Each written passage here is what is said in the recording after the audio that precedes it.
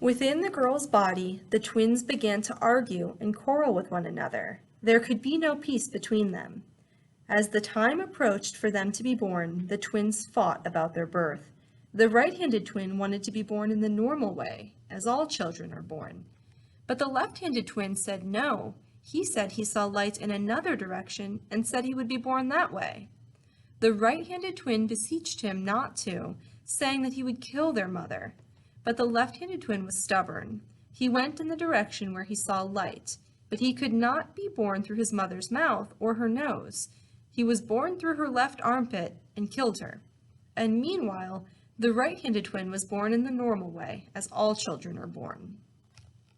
The twins met in the world outside, and the right-handed twin accused his brother of murdering their mother. But the grandmother told them to stop their quarreling. They buried their mother, and from her grave grew the plants which people still use. From her head grew the corn, the beans, and the squash, our supporters, the three sisters.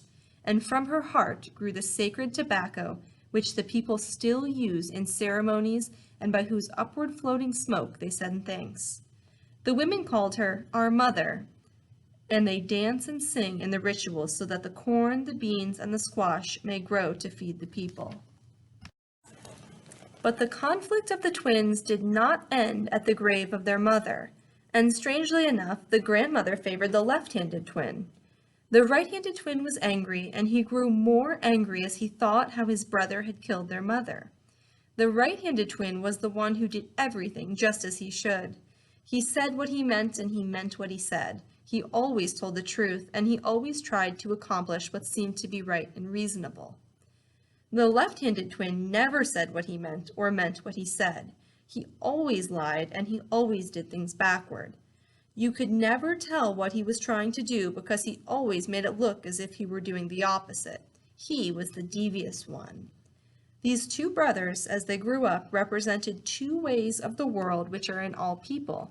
The Indians did not call these the right and the wrong. They called them the straight mind and the crooked mind, the upright man and the devious man, the right and the left. The twins had creative powers. They took clay and modeled it into animals, and they gave these animals life.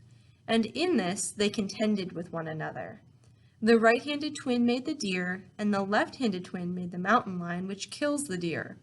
But the right-handed twin knew there would always be more deer than mountain lions, and he made another animal. He made the ground squirrel. The left-handed twin saw that the mountain lion could not get to the ground squirrel, who digs a hole, so he made the weasel. And although the weasel can go into the ground squirrel's hole and kill him, there are a lot of ground squirrels and not so many weasels. Next, the right-handed twin decided he would make an animal that the weasel could not kill, so he made the porcupine. But the left-handed twin made the bear, who flips the porcupine over on his back and tears out his belly. At this point, you should be able to fill out on your graphic organizer how the animals came to be. And the right-handed twin made berries and fruits of other kinds for his creatures to live on. The left-handed twin made briars and poison ivy, and the poisonous plants like the baneberry and the dogberry, and the suicide root with which people kill themselves when they go out of their minds. And the left-handed twin made medicines for good and for evil, for doctoring and for witchcraft.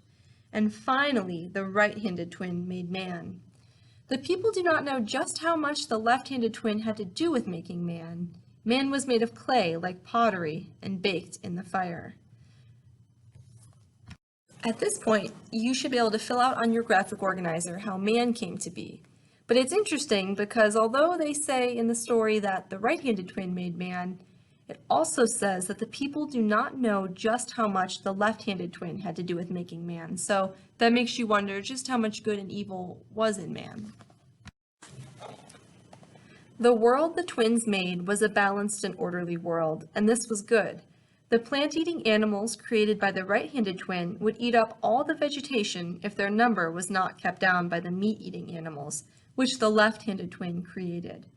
But if these carnivorous animals ate too many other animals, then they would starve, for they would run out of meat. So the right and the left-handed twins built balance into the world. As the twins became men full-grown, they still contested with one another. No one had won and no one had lost, and they knew that the conflict was becoming sharper and sharper, and one of them would have to vanquish the other. And so they came to the duel. They started with gambling. They took a wooden bowl, and in it they put wild plum pits. On one side of the pits was burned black, and by tossing the pits in the bowl and betting on how these would fall, they gambled against one another, as the people still do in the New Year's rites. All through the morning they gambled at this game, and all through the afternoon, and the sun went down. And when the sun went down, the game was done, and neither one had won. So they went on to battle one another at the lacrosse game, and they contested all day, and the sun went down, and the game was done, and neither had won. And now they battled with clubs, and they fought all day, and the sun went down, and the fight was done, but neither had won. And then they went from one duel to another to see which one would succumb. Each one knew in his deepest mind that there was something, somewhere, that would vanquish the other.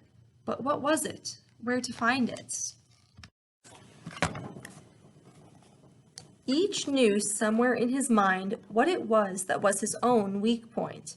They talked about this as they contested in these duels, day after day, and somehow the deep mind of each entered into the other.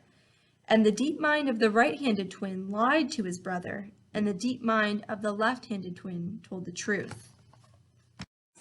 So this part is interesting because from what we've read so far, the right-handed twin always tells the truth and does what is right, but the left-handed twin always lies and does what is wrong.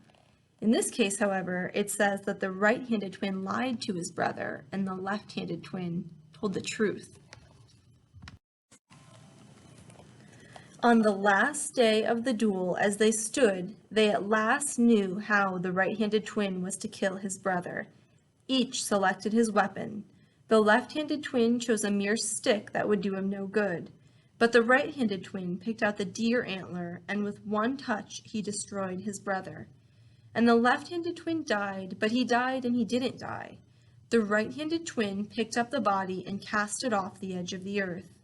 And some place below the world, the left-handed twin still lives and reigns.